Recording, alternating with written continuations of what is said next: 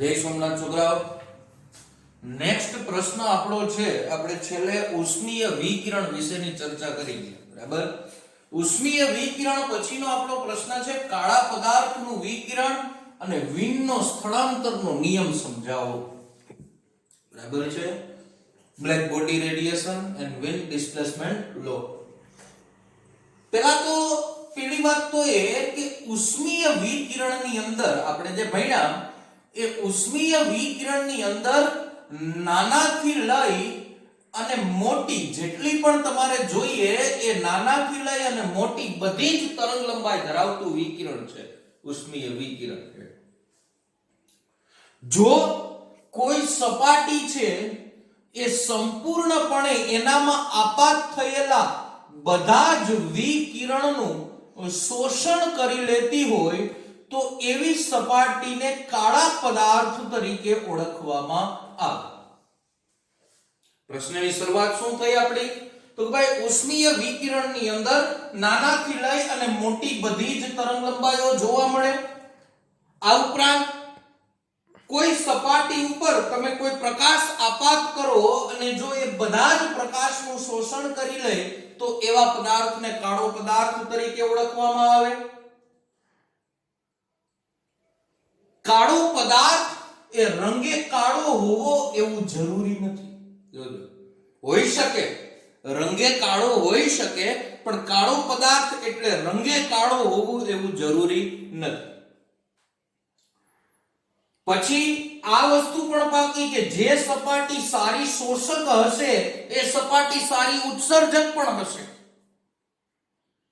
કોઈ પણ પદાર્થ ઉપર તમે સપાટી ઉપર આપાત કરી દો પ્રકાશ અને પ્રકાશનું બધાનું એ શોષણ કરી લેતી હોય કોઈ સપાટી તો એ સપાટી સારી રીતે ઉત્સર્જિત કરી શકતી હોય પ્રકાશ અથવા તો ઉષ્મા એવું પણ તમે કહી શકો.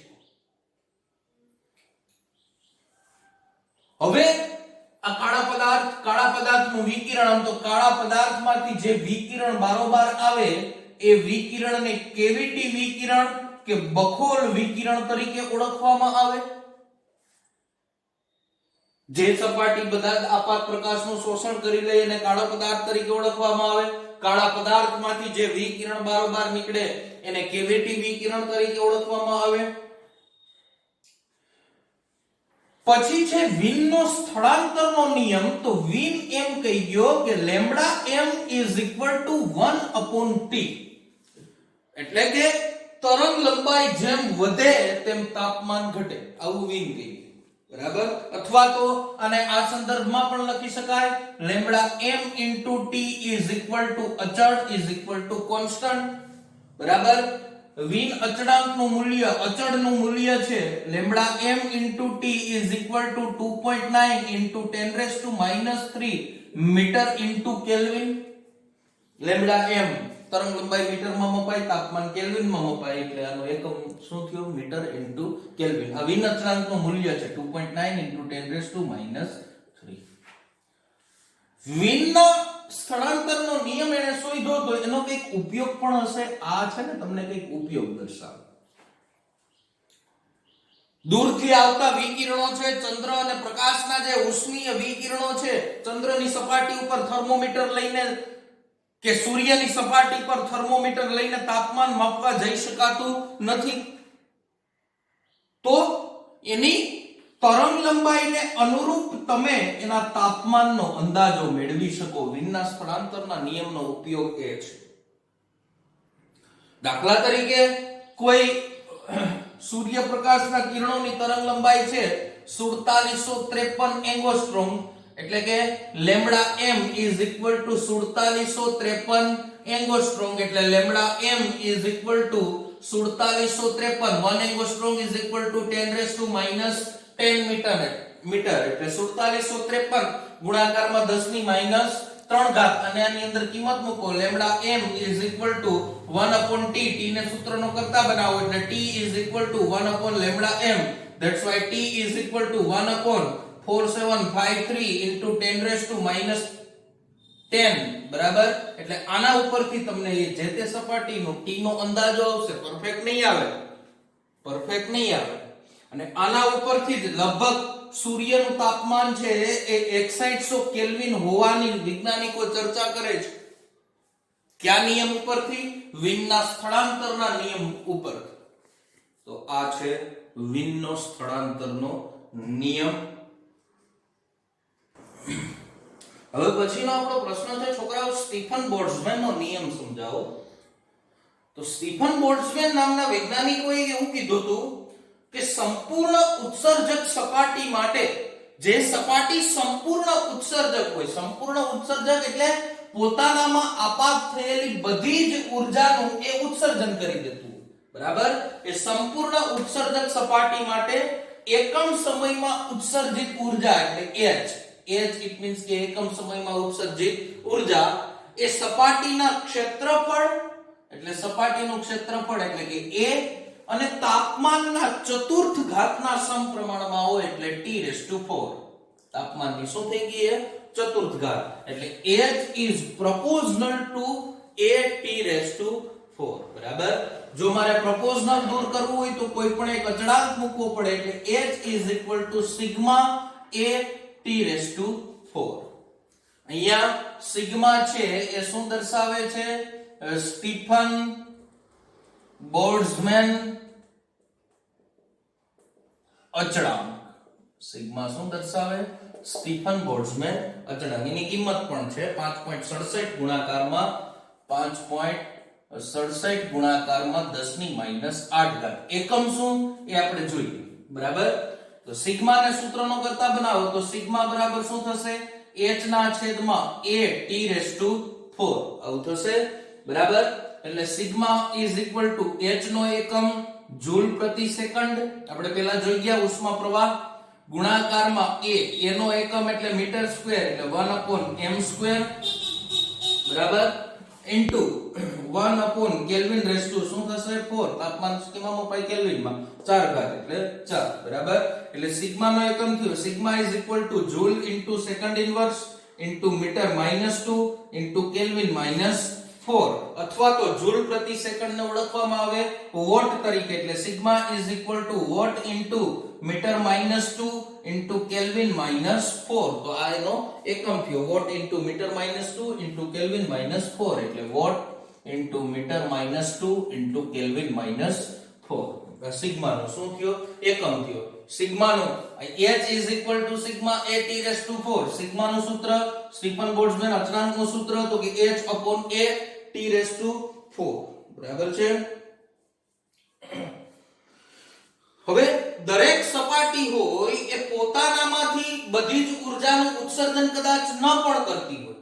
દાખલા તરીકે દીવાની મેશને કાળા પદાર્થ તરીકે ઓળખવામાં આવે. કાળો પદાર્થ છે દીવાની મેશ હોય ને આપણી, બરાબર? આપણે જે આંજણ કરીએ ને બધું દીવાની મેશ એને કાળો પદાર્થ, તો એનામાંથી ઉત્સર્જકતા એની ઓછી હોય.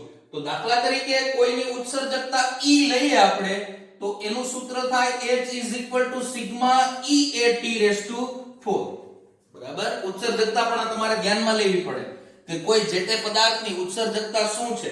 દાખલા તરીકે તમે કાળો પદાર્થ લ્યો તો કાળા પદાર્થ માટે E is equal to 1 લેવામાં આવે તો પાછું h is equal to કાળા પદાર્થ માટે શું થઈ ગયું? sigma a T4. એક લખો કે ન લખો કઈ ફેર પડે નહીં, બરાબર છે? તો આ આની વાત થઈ. હવે દાખલા તરીકે તમે આ આખું જે તમારું તંત્ર છે એને તમે Ts તાપમાન ધરાવતા પરિસરમાં મૂકો. કેમાં મૂકો? Ts તાપમાન ધરાવતા પરિસરની અંદર. તો આ સૂત્ર બની જાય h is equal to sigma a T4 minus Ts4. આવું પણ લખી શકાય. જો એ સપાટીની ઉત્સર્જકતા E હોય તો h is equal to sigma Ea T4 minus Ts4.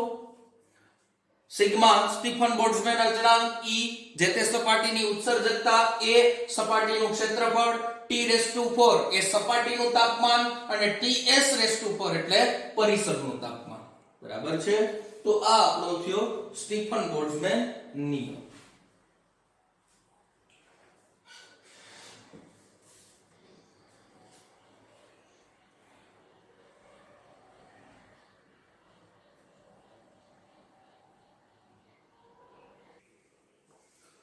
હવે પછીનો આપણો પ્રશ્ન છે છોકરાઓ, ગ્રીન હાઉસ અસર વિશે સમજાવો. જોજો, ગ્રીન હાઉસ આપણે જે ભણીએ છીએ એ તમે આટલા સુધી ભણ્યા એ બધું એનાથી વિપરીત છે. ઓલા ગાબડા પડી જાય ને ઓઝોન સ્તર તૂટી જાય ને એવું નથી. ગ્રીન હાઉસ અસર વાસ્તવિક શું છે હું તમને કહું. પૃથ્વીની સપાટી ઉપર આટલા વાયુ રહેલા છે, એટલે ટૂંકમાં ગ્રીન હાઉસ વાયુ કેટલા છે? કાર્બન ડાયોક્સાઇડ એટલે કે CO2, નાઇટ્રસ ઓક્સાઇડ એટલે કે N2O, બરાબર. પછી છે ક્લોરોફ્લોરોકાર્બન,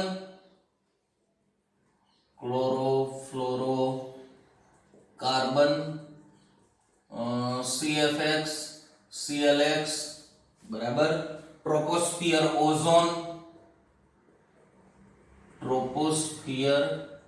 ઓઝોન, O3, બરાબર. અને એક છે મિથેન, ઇટ મીન્સ કે CH4.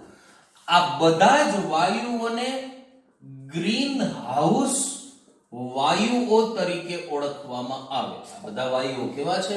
ગ્રીન હાઉસ વાયુઓ. ક્યાં ક્યાં? Carbon dioxide, nitrous oxide, chlorofluorocarbon, troposphere ozone અને મિથેન, બરાબર.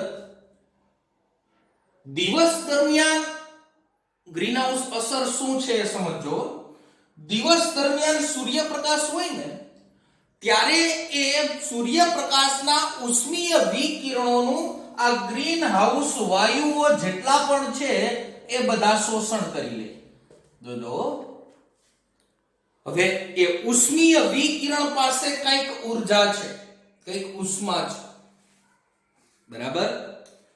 એટલે એ પોતાની અંદર એ ઉષ્મીય વિકિરણોની ગરમીને શોષી લે. ક્યારે? દિવસ દરમિયાન, બરાબર. રાત્રિ દરમિયાન સૂર્યપ્રકાશની ગેરહાજરી હશે એટલે રાત્રિ દરમિયાન એ આ બધા જ ગ્રીન હાઉસ વાયુઓ છે એ એની અંદર રહેલી ઊર્જાનું શું કરશે? ઉત્સર્જન કરશે. એટલા માટે દિવસ અને રાત્રિના તાપમાનમાં બહુ તફાવત હોતો નથી. જો ગ્રીન હાઉસ વાયુઓ ન હોત અથવા તો ગ્રીન હાઉસ અસર ન હોત તો દિવસ અને રાત્રિના તાપમાનમાં લગભગ -18°C જેટલું રાતનું તાપમાન નીચું વહી જાય. એટલે દિવસે દાખલા તરીકે 35-40°C હોય તો રાત્રે -18 -17 જેટલું હોય એટલે બહુ મોટો તફાવત થાય. તો ગ્રીન હાઉસ અસર છે એ જરૂરી છે. જોજો, ગ્રીન હાઉસ અસર છે શું છે? જરૂરી છે. ગ્રીન હાઉસ અસર કાયદેસર છે શું? વાતાવરણની અંદર રહેલા ગ્રીન હાઉસ વાયુઓ દિવસ દરમિયાન સૂર્યપ્રકાશનું શોષણ કરે, રાત્રિ દરમિયાન એનું ઉત્સર્જન કરે, એટલે વાતાવરણ રાત્રિ દરમિયાન પણ કેવું રહે? હૂંફાળું રહે, બરાબર. This is green house effect. હવે ગ્રીન હાઉસ અસરની અસર હું તમને ભણાવું. હવે આપણી બધી માનવીય પ્રવૃત્તિઓના કારણે અમુક જૂના એન્જિનો ને આને તેને આપણે જે વાતાવરણનું પ્રદૂષણ કેમ કરીએ તમને બધાને ખબર છે. કંપનીની ચીમનીઓ ને આને તે, બરાબર. એ માનવીય પ્રવૃત્તિઓને કારણે આ બધા વાયુઓની સાંદ્રતા વધી ગઈ. ગ્રીન હાઉસ વાયુઓની શું વધી ગઈ? સાંદ્રતા વધી ગઈ. સાંદ્રતા વધી ગઈ એટલે એનો જે શોષણનો દર હતો એ વધી ગયો. એને જેટલું શોષવાનું હતું એના કરતા એ વધારે શોષવા માંડ્યા. વધારે શોષવા માંડ્યા એટલે વધારે ઉત્સર્જન કરવા માંડ્યા, બરાબર. એટલે ગરમીનો રેશિયો ધીમે ધીમે શું થતો જાય છે? વધતો જાય છે. ધીસ ઇઝ ગ્રીન હાઉસ અસરની અસર. માનવીય પ્રવૃત્તિઓના કારણે આની સાંદ્રતા વધી ગઈ. સાંદ્રતા વધી ગઈ એટલે જેટલું પ્રમાણમાં શોષણ કરવાનું હતું એના કરતા એ શું કરવા માંડ્યા? વધારે શોષણ કરવા માંડ્યા. વધારે શોષણ કરવા માંડ્યા એટલે વધારે ઉત્સર્જન કરવા માંડ્યા. પરિણામે દિવસે ને દિવસે ગરમી શું થવા માંડી? વધવા માંડી, બરાબર. અને લગભગ સરેરાશ તાપમાનમાં 0.3°C થી 0.6°C નો વધારો થવા માંડ્યો, બરાબર. આ બહુ વધારે કહેવાય. ગ્લોબલી તમે જોવ ને તો ગ્લોબલી બહુ વધારે કહેવાય. તમને એમ લાગે 0.3°C વધે તો શું ફેર પડે? ઘણો ફેર પડે, બરાબર. 0.7 અંશ સેલ્સિયસે પાણી છે એ બરફ હોય પ્લસ 0.3 આમાં કરો કેટલું થઈ ગયું 1 અંશ સેલ્સિયસ 1 અંશ સેલ્સિયસ એ બરફનું શું થઈ જાય પાણી થઈ જાય બરાબર એટલે લાંબી અસર કરે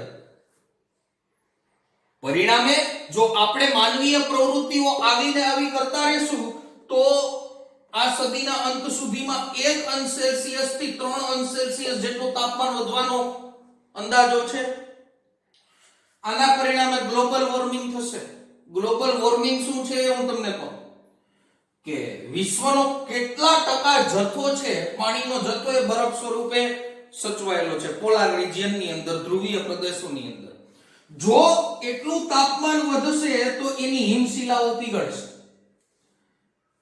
તાપમાન વધશે એટલે બરફનું કેમાં રૂપાંતરિત થશે પાણીમાં હિમશિલાઓ પીગળશે હિમશિલાઓ પીગળવાને કારણે એ બધું પાણી જશે ક્યાં સમુદ્રની અંદર સમુદ્રની સપાટી ઉપર આવશે સમુદ્રની સપાટી ઉપર આવશે એટલે જે દરિયાકાંઠાના જે પણ વિસ્તારો છે જે પણ શહેરો છે ડૂબી જવાના ભયસ્થાને છે this is green house effect બરાબર આજે આપણે અહીંયા સુધી રાખીએ